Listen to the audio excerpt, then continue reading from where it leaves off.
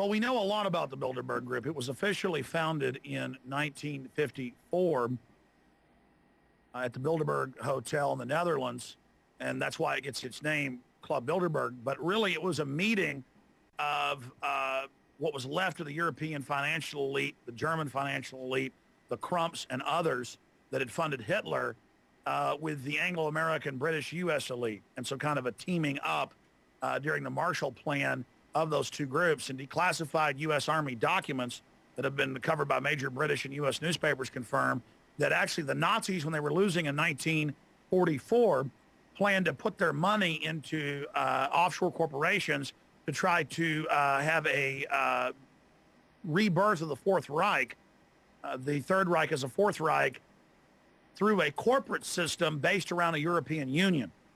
And so it's on record that the Nazi Prince Bernhard of the Netherlands, consort to the Queen, Queen Beatrix, actually set up the Bilderberg Group meeting officially in 54, but it was set up really before that. And so it is an international group. Many of their minutes have been released, stolen by the press, but the Bilderberg Group has recently even given interviews. Etienne Davignon, the Viscount that is the chairman of it, admitting that they set up the European Union by stealth. So this is world domination by 130 of the richest royalty and financial oligarchs and industrial oligarchs in the world, who combine their forces together to overthrow democratic processes worldwide and to bring in a one world government run by private international banks that we will pay our fraudulent fake carbon taxes to. And all these decades we've warned people, they've now admitted it all and are kind of coming out in the open, announcing they want a world government to control every facet of our lives. So this is world tyranny, world imperialism by a group of private banks that use command and control economies, socialist economies predominantly, to socialize the country's wealth, but then conduit that to the private bankers above them. Sure, we know quite a bit now because of declassified Army documents that have been in the U.S. and British press recently. Also, Bilderberg has become more arrogant because they've already been exposed, so why not go public? Releasing documents how they covertly set up the European Union with the Treaty of Rome in 1957, though the public's told the European Union was set up in 2000. The Bilderberg Group is 130 royalty, bankers, heads of industry, who've been officially meeting since 1954, and their stated goal is to set up global governance or world government based around a European Union in allied operations with the Anglo-American establishment based in the United States and England. And in 1954 was the first official meeting, but it's been declassified in U.S. Army documents that the Germans knew they were going to lose by 1944. So they decided to put their hundreds of billions of dollars of stolen loot into dummy corporations to then set up a European Union in the near future. And so the Bilderberg Group is a merger of Nazi assets with the Anglo-American establishment for world domination against Russia, China, Central and South America, and Asia and Africa. And this is what the globalism is, what the New World Order is. So they're bankrupting the world economy by design, and we had sources inside Bilderberg this year that confirmed this. They're bankrupting the world economy by design, lowering oil prices by design to bankrupt Saudi Arabia, Russia, Venezuela. And by the way, George Soros, since we broke this months ago, has bragged at Davos that, oh, yes, they've lowered oil prices to bankrupt things. So they're very proud of this to exacerbate the world depression so they can then pose as the saviors, bringing in a new financial architecture, giving themselves even more power with a new Bank of the World that we will pay our carbon taxes to. So this is a hellish system. It's not free market.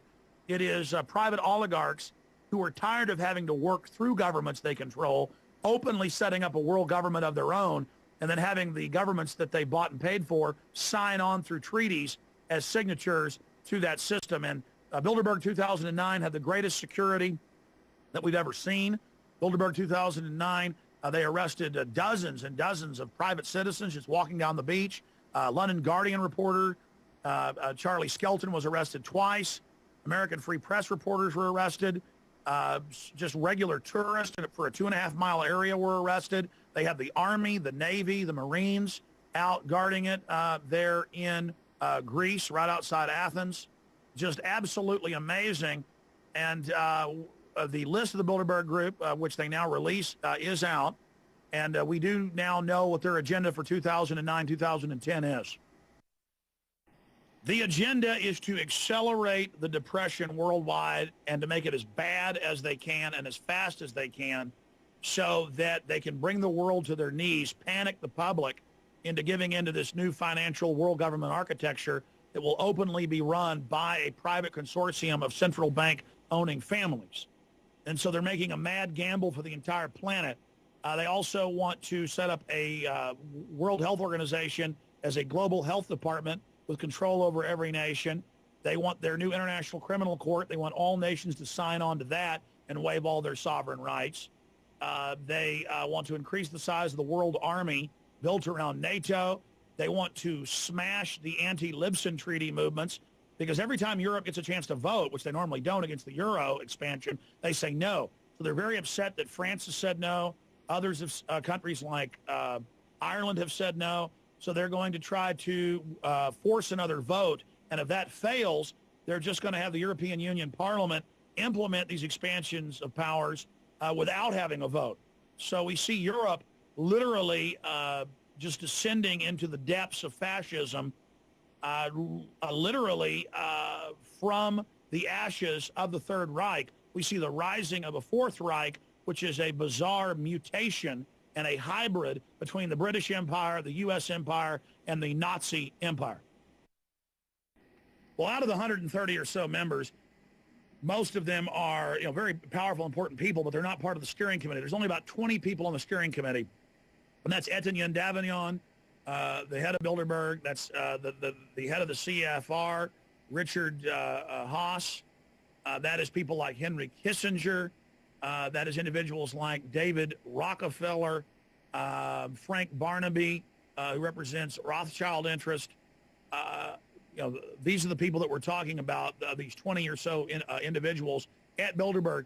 They set the agenda. And then they have university experts and scientists and advisors in media and academia and finance who are there basically advising them on the best ways to implement the already ongoing program of world government and tyranny. They just fine-tune things and work out disputes at this once-a-year meeting that they have at the Bilderberg Group conference.